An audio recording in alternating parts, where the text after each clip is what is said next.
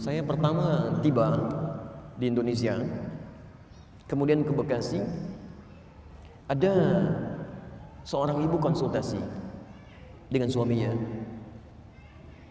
mengenai anaknya. Ini menarik ini, karena ibu bapaknya rajin taklim, Pak, rajin taklim. Tapi anaknya itu sulit diaturnya luar biasa. Jadi tidak ada sekolah yang bisa menerima kecuali cuma 5 menit. Dan ibunya sudah paham kalau ngantarkan ke sekolah yang baru akan menunggu di depan pintu gerbang sekolahnya selama 5 menit karena akan diantarkan lagi. Saking sulit diatur. Tiba-tiba ikut belajar dengan kami, bertahan sampai 1 jam. 1 jam. Ibunya keheranan bertanya, "Ustaz, alhamdulillah anak saya bisa bertahan." Justru saya ingin bertanya kepada ibu, ini anak siapa? Karena mustahil orang tua yang saleh kemudian turun kepada karakter anak yang berbeda. Ya, saya masuk dengan bahasa yang halus. Ini Ananda punya kepribadian yang berbeda dengan orang tuanya. Bisakah ibu dan bapak cerita? Ternyata Allahu Akbar, benar itu anak kembar yang dilahirkan lewat rahim perempuan yang lain. Lahir kembar, yang satu diadopsi oleh seorang artis, satu lagi oleh beliau ini. Kenapa diambil oleh beliau? Karena kehidupan orang tuanya memprihatinkan. Ayahnya sibuk dengan pencurian, istrinya suka mabuk-mabuk. Jadi begitu sedang dikandung, bapaknya bawa yang haram, istrinya senang mabuk. Begitu dilahirkan, lahirlah karakter anak yang sulit diatur itu. Itu nggak mudah. Ya. Bukan hiperaktif, tapi keluar dari batasan yang normal. Ya. Karena hati-hati, hiperaktif itu belum tentu jahat, belum tentu nakal, belum tentu tidak baik. Bahkan bisa jadi tanda pintar yang pertama. Ya. Saya turunkan dulu ya. Jadi ini suami mulai mencari rezeki yang halal. Lalu yang kedua, mulai meningkatkan amal saleh. Ini. Dan saya berhenti di sini dulu. Satu, berdoa. Dua, cari rezeki yang halal. Ketiga, mohon maaf, dalam usia kandungan khususnya 4 bulan, 5 bulan sampai ke persalinan, suami istri mulai meningkatkan amalan solehnya. Yang tadinya jarang tahajud, sekarang mulai tahajud. Yang jarang baca Al-Quran, sekarang mulai baca Quran, ya. Yang jarang kemudian tilawah, sekarang tilawah, baca tafsir, sering berzikir. Itu Masya Allah.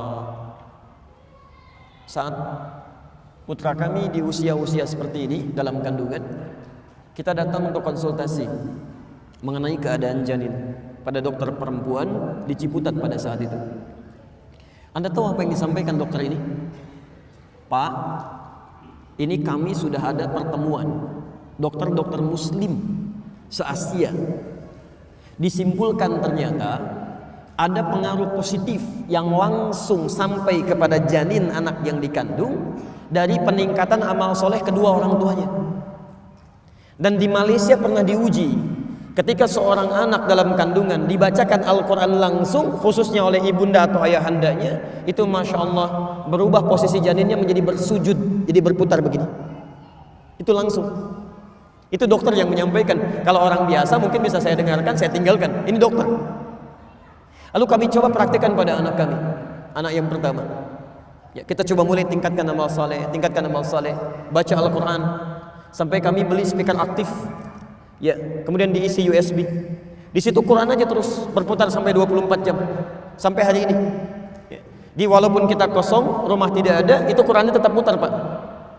Kalau antum nanti ingin coba silahkan, akan ada suasana yang berbeda. Nikmat, tenang gitu. Kadang-kadang jadi hidayah. Jadi hidayah di situ.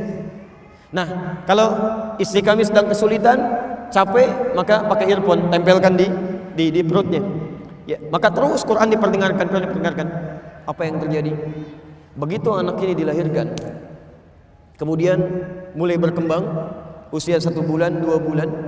Satu kali saya pulang ke rumah, ya sudah cukup agak malam, ya setelah berdakwah, Quran masih berputar. Anak ini nangis tidak berhenti, Pak, Bu, tidak berhenti. Saya tanyakan pada uminya, kenapa begini? Beliau katakan, Bu, ya nggak tahu katanya. Dari tadi nangis terus, gak pernah berhenti. Ya, saya diamkan susah.